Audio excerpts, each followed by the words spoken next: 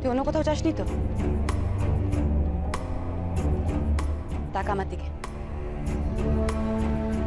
টাকা আমার দিকে, টাকা।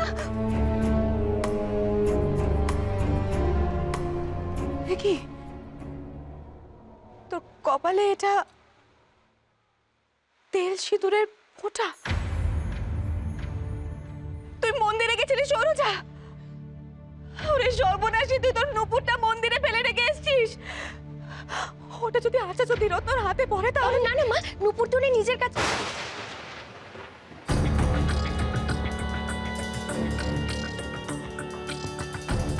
উনি উনিটা কে? উনিটা কে সরোজা, বল। মা বল না, বল না, উনিটা কে বল। কার কথা বলছিস তুই?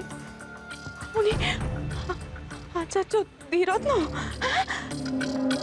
আচার্য ধীরত্ন, বল।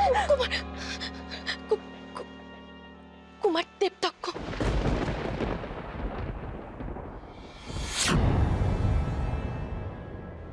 কুমার দেবতক্ষ?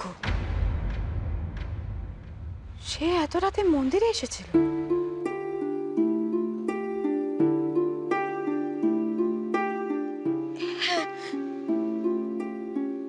দেব ললাটাকে দর্শন করতে এসেছিলেন।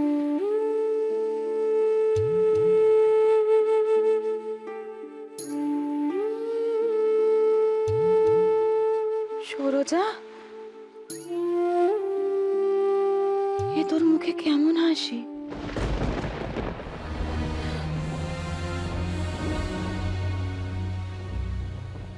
তুই তো মরেছিস। মরেছি? মরেছিস তুই? মা,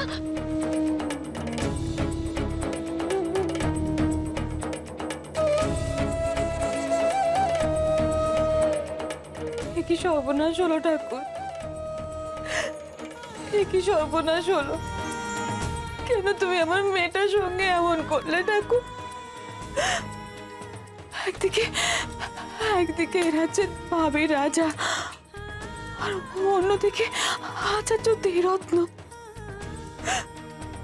আমার মেয়েটার ভাগ্যে তুমি কি লিখেছো ঠাকুর?